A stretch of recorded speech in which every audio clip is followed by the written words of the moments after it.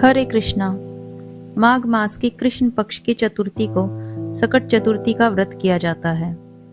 सकट चतुर्थी के दिन गणपति जी का पूजन किया जाता है। इस दिन स्त्रियां अपनी संतान की लंबी आयु और उनके सफल जीवन के लिए गणेश भगवान का व्रत करती हैं और तिलकुट का भोग लगाती हैं।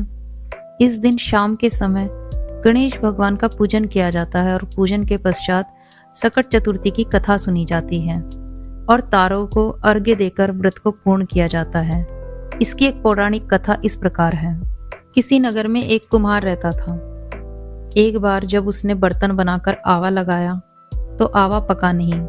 परेशान होकर वह राजा के पास गया और बोला कि महाराज, न जाने क्या कारण है कि आवा पक नहीं रहा है। राजा ने राज पंडित को बुलाकर कारण पूछा। राज पंडित ने कहा, हर बार आवा लगाते समय एक बच्चे की बलि देने से आवा पक जाएगा। राजा का आदेश हो गया कि हर सप्ताह एक घर से एक बच्चा आवे में डालने के लिए दिया जाएगा। फलस्वरूप बलि आरंभ हुई। जिस परिवार की बारी होती वह अपने बच्चों में से एक बच्चा बलि के लिए भेज देते। इस तरह कुछ दिनों के बाद एक बुढ़िया के लड़के की बारी आई। बुढ़िया का एक ही बेटा था और उसके जीवन का सहारा था, पर राजआज्ञा कुछ नहीं देखती। बुढ़िया माँ हर सकट का व्रत किया करती थी। इसी तरह कुछ दिनों बाद सकट चतुर्थी का दिन आया और बुढ़िया माँ ने सकट चतुर्थी का व्रत किया। उसी दिन उस बुढ़िया के बेटे की बारी थी। वह बहुत उदास थी और मन ही मन गणेश भगवान से प्रार्थना कर रही थी। तभी उसको उपाय सूझा।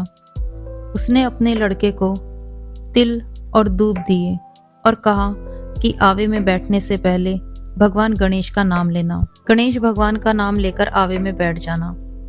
भगवान तुम्हारी रक्षा करेंगे। सकट के दिन बालक को आवे में बिठा दिया और बुढ़िया माँ गणेश भगवान के सामने बैठकर पूजा करती रही। पहले तो आवा पकने में कई दिन लग जाते थे, पर इस बार सकट माता की कृपा से आवा एक रात में ही पक गया। सवेरे कुम्हार ने देखा तो वह हैरान रह गया। आवा पक गया था और बुढ़िया का बेटा जीवित व सुरक्षित था। गणेश जी की कृपा से नगर के अन्य बालक भी जी उठे। तब कुम्हार बुढ़िया के बेटे को लेकर राजा के पास गया। राजा ने लड़के से इसका कारण पूछा। तब उसने कहा कि मेरी माँ सकट चतुर्थी का व्रत करती है। उसके व्रत के प्रभाव से ही आज मैं यहाँ सुरक्षित हूँ। यह देखकर नगरवासियों ने सकट चतुर्थी की महिमा को स्वीकार किया और तब से आज तक सकट चतुर्थी की व्रत का विधान चला आ रहा है। बोलो गणेश जी की जय हो।